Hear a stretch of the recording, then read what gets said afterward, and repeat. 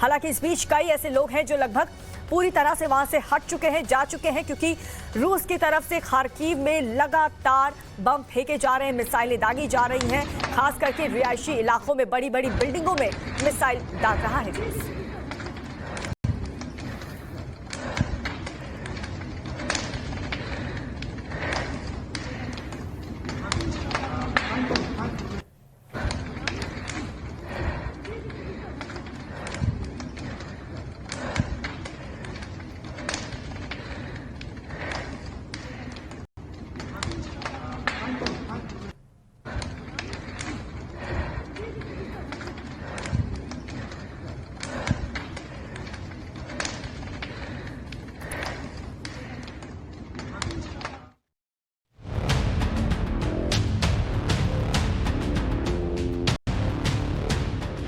रूस versus Ukraine 11वें दिन जंग की एंट्री। रूस वर्सेस यूक्रेन हर वार पर पलटवार। रूस वर्सेस यूक्रेन तबाही के अपने अपने दावे। निकलते हर दिन के साथ यूक्रेन में हर पल तबाही और बर्बादी का मंजर है। हर दिन भीषण जंग की नई तस्वीर है। यूक्रेन के लोगों के आंसू हैं। यूक्रेन की धरती पर आज भीषण जंग का 11वां दिन है, लेकिन न रूस हमले को रोकने को तैयार है, न ही यूक्रेन पीछे हटने को रेडी। इस बीच एक नई तस्वीर सामने आई है, जिसमें एक विमान आसमान से जमीन की ओर नीचे गिरता हुआ दिखाई देता है। विमान के नीचे गिरने के साथ ही लोगों के चिल्लाने की आवाज आती है और कुछ ही पलों में ये विमान जमीन पर धराशायी हो जाता है। आसपास का इलाका आग की लपटों में तब्दील हो जाता है। विमान गिरने की ये तस्वीर यूक्रेन के चेर्निहाइव के बाहरी इलाके की है, जहां विमान गिरा तो रिहायशी इलाके का एक घर धू कर जल उठा। यूक्रेन का दावा, गिराए रूसी वायुसेना के विमान। विमान गिरने के साथ ही यूक्रेन ने दावा किया कि विमान रूसी वायुसेना के हैं, जिसे उन्होंने निशाने पर लिया और जमीन पर धराशायी कर दिया। चेर्निहाइव के बाहरी इलाके में इस विमान के गिरने के बाद यूक्रेन के रक्षा मंत्रालय ने ये वीडियो जारी किया है।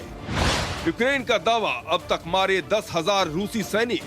हाल ही में यूक्रेन के राष्ट्रपति जेलेंस्की ने दावा किया है कि जंग के मैदान में उनकी सेना ने 10,000 रूसी सैनिकों को या तो मार गिराया या फिर पकड़ लिया है।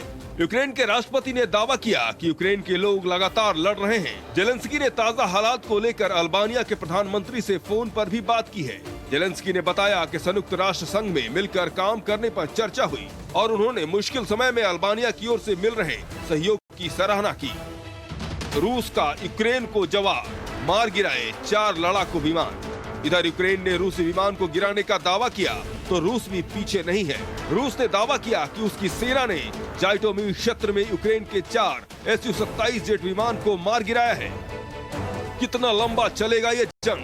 सुलह का रास्ता कब तक? दोनों देशों में भीषण जंग के बीच अब तक सुलह का रास्ता नहीं दिख रहा।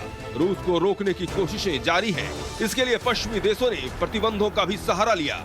ये और बात है कि रूस अपने स्टैंड से टस से मस नहीं हुआ है। वहीं यूक्रेन किसी भी कीमत पर हथियार रखने को तैयार नहीं है। वो आखिरी समय तक लड़ने का ऐलान कर चुका है। ऐसे में सवाल ये उठता है कि आखिर ये जंग कैसे खत्म होगी। युद्ध के बीच रूस के राष्ट्रपति व्लादिमीर पुतिन ने बड़ा बयान दिया है। इस बयान के यही संकेत है कि युद्ध जीतने के लिए पुतिन किसी भी हद तक जा सकते हैं। युद्ध अभी रुकने वाला नहीं। Кстати говоря, эти санкции, которые вводятся, они сродни объявлению войны. मैं उम्मीद करता हूं कि रूस में मार्शल लॉ लगाने की जरूरत ना पड़े। पश्चिमी देशों ने जो प्रतिबंध लगाए हैं वो युद्ध की घोषणा की तरह हैं। रूस अपने हितों की रक्षा करेगा, साथ ही वह पूर्वी यूक्रेन में रूसी बोलने वाले लोगों की भी रक्षा करेगा। रूस चाहता है कि यूक्रेन का विसैन्यीकरण हो जाए, वहाँ नाजीकरण खत्म हो जाए और वो तटस्थ भूमिका में आ जाए। रूस ने डोनबास में शांतिपूर्ण समाधान की कोशिश की थी, लेकिन कीव ने इसे भड़काया। НАТО может быть вовлечено в конфликт. कीव कूच कर रूस की सेना अपने रास्ते में आने वाले हर रुकावट का जवाब हवाई हमलों से दे रही है। यूक्रेन के कई शहरों में रूसी सेना तबाही मचा रही है। ओडेसा इरपिन से लेकर राजधानी कीव के पास स्थित मरखलेवका में रूसी सेना ने हमला किया। अलग अलग जगहों पर कई लोगों की मौत हो गई, तो दूसरी तरफ रूस ने यूक्रेन में सीज फायर का भी ऐलान किया है। Bureau report, times now Navbharat. Co-powered by Berger Paints. Paint your imagination. In association with रुपए महीने से शुरू होता है। आज ही खरीदो policybazaar.com। ये है आनंद। इसके जीवन की शुरुआत अच्छी नहीं रही। केवल 15 महीनों का ये बच्चा पूरी तरह कुपोषित है। आनंद का वजन सिर्फ 5 किलो